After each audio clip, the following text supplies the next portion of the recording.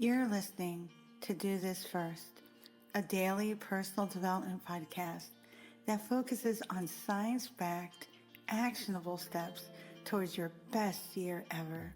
I'm Sandy, your host.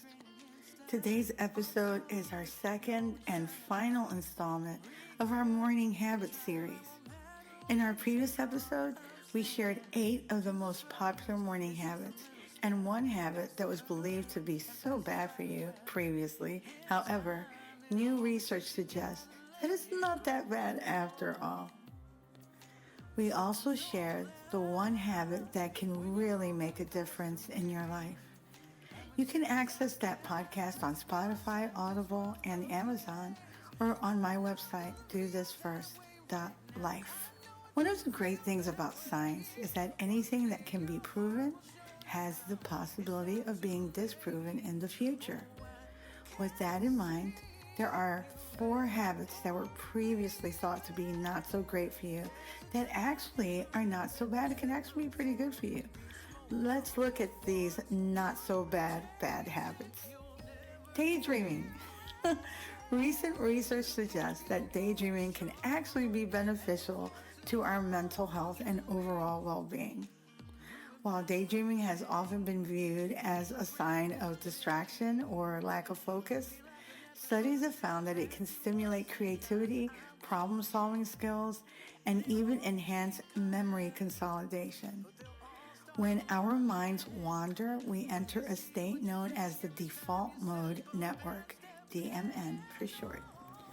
It allows us to make connections between unrelated ideas and think abstractly. This process is essential for generating new ideas and finding innovative solutions to problems. Additionally, daydreaming has been linked to increased empathy and better emotional regulation as it provides an opportunity for self-reflection and processing of emotions. It also serves as a form of mental relaxation and stress relief. However, of course, excessive daydreaming can negatively impact productivity and hinder goal attainment, so finding a balance between focused attention and allowing one's mind to wander is crucial. Ultimately, recent research suggests that utilizing healthy daydreaming habits, especially in the morning, can contribute positively to our cognitive abilities and psychological well-being. So there you go. So that can go under, reflective time. Fidgeting, another bad habit that's supposed to be horrible for you. Recent research suggests that fidgeting may actually be beneficial for one's health and cognitive performance. Contrary to popular belief, fidgeting is not necessarily a sign of distraction or restlessness, but rather a way for the body to release excess energy and maintain alertness.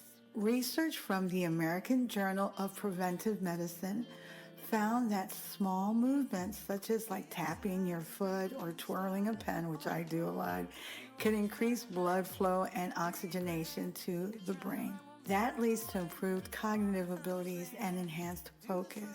Fidgeting has also been linked to better creativity and problem-solving skills, as it allows individuals to engage different parts of the brain simultaneously.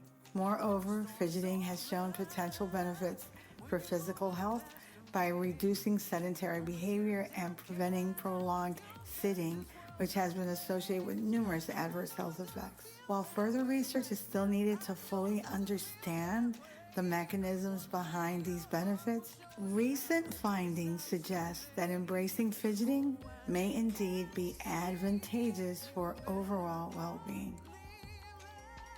Stress. Recent research suggests that short-term stress can actually have some positive effects on our overall well-being. Stay with me on this one. In small doses, acute stress has been found to enhance cognitive function and improve productivity. It activates the body's fight or flight response, which of course releases hormones such as cortisol and adrenaline, which can improve focus, memory, and decision-making abilities. Moreover, Short bursts of stress can also boost the immune system, temporarily making us more resistant to infections. However, though this kind of stress can be beneficial in the short run, chronic or long-term stress, of course, can be detrimental to both our mental and physical health. Prolonged exposure to high levels of stress hormones can lead to various ailments, including depression and heart disease, and even a weakened immune system over time. Therefore, it's important to find a balance between experiencing occasional bursts of stress for its, potential benefits while actively managing and reducing chronic sources of stress in our lives. So that's really a no-brainer. Playing video games. Recent research has shed light on the effects of playing video games, indicating that it can have a positive impact on individuals. On the positive side, studies suggest that video games can enhance cognitive abilities again, such as problem solving, memory, and attention skills. They can also improve hand and eye coordination and fine motor skills. Furthermore, some research indicates that certain genres of video games, such as strategic and educational ones, can promote learning and enhance critical thinking abilities. So establishing good habits and sticking to them requires a systematic approach, coupled with, of course, consistency. You really can start with writing it out. Knowing what your morning is going to look like is incredibly helpful. Set a schedule in your calendar or in your Todoist app or whatever you're using so that you leverage your time efficiently. As discussed in our previous Morning Habit podcast episode, habits like not skipping breakfast, drinking water in the morning, and working out can help power up your day. Don't skip the coffee, but don't drink it on an empty stomach. It is crucial to set clear morning goals until it becomes a routine, which happens on week 3 for most of us after consistent daily effort.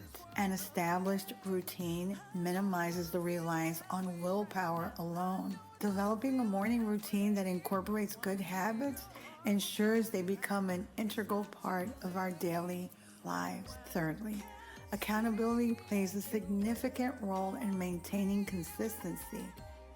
Sharing goals with colleagues or hiring a professional coach can increase motivation and provide support during challenging times.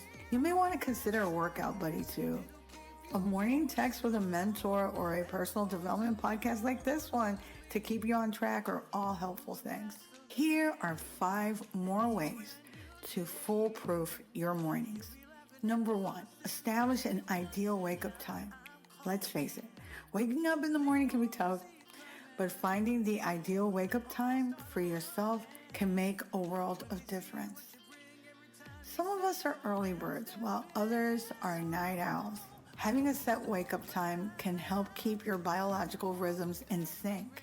Avoid varying your wake-up times too much so that you can maintain a natural routine.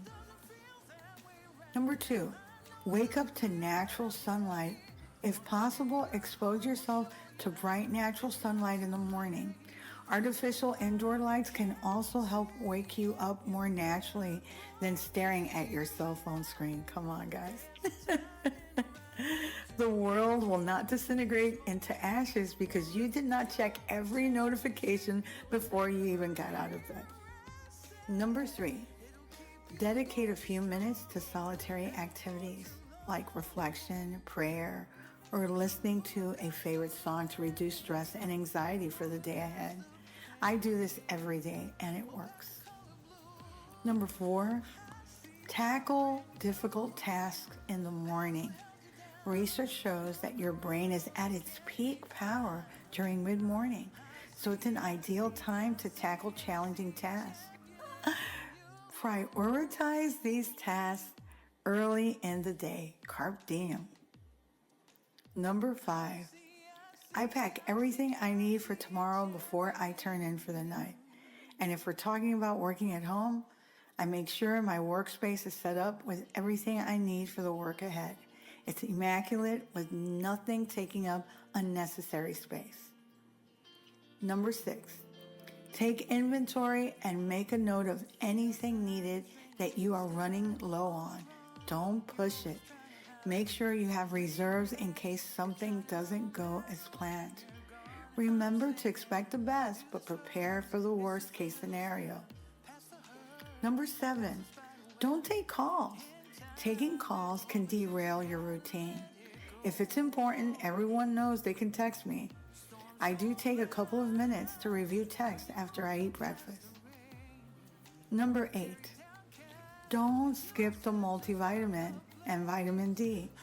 According to the American Journal of Clinical Medicine, a multivitamin can improve memory, and vitamin D can help prevent heart attacks.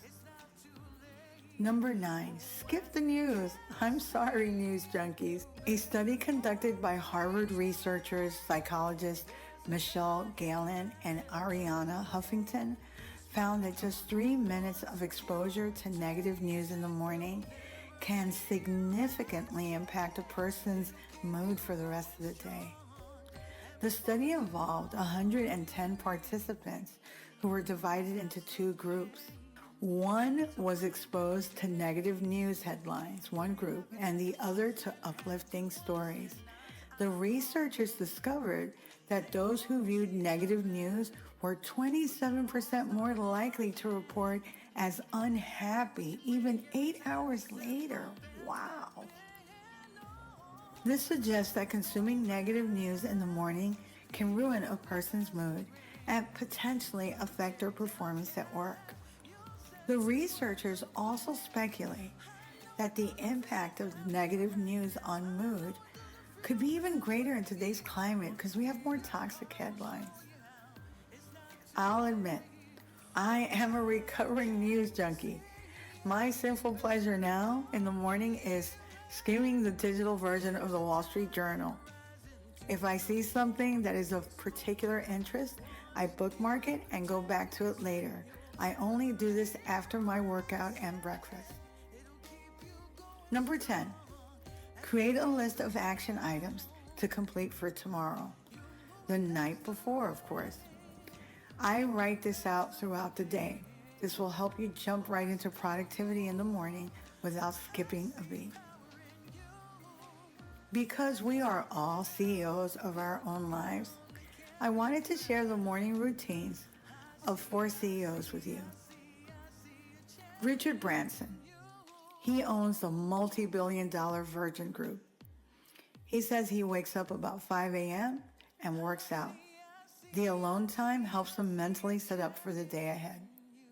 Rob Dutch, CEO of F45 Training, a fitness company. Obviously, he works out every morning, but he also listens to motivating podcasts to kick off his day. Mark Zuckerberg, the Zuck, CEO of Meta, parent company of Facebook and Instagram. He says he wakes up at 8 a.m., does a little MMA, and he also learns Taylor Swift songs with his 3 daughters. And then there's Jack Dorsey, ex-Twitter CEO. He doesn't email or text. He listens to music and audiobooks in the morning. He also wakes up at 5 a.m. to work out and walks about 5.3 miles. And also one other CEO who's highly effective in the morning. It's the CEO of Verizon. His name is Hans Vestberg. He says that every morning he will ask himself how he is really feeling. Like, what is he bringing to the table today? Then he takes steps to either improve his mood or dial back, depending on what the answers to himself were. The practice would definitely go under taking a couple of minutes out for yourself to reflect. As you can tell, our morning routines can make or break our day and impact the quality of our results and goals as we move forward. If you like what you're hearing, don't forget to leave a review, follow, and subscribe. We can also connect on Twitter. My username is until_Santa. You can also get a transcript of the podcast on my blog at dothisfirst.life. Until tomorrow, be safe. You're moving past the rain, moving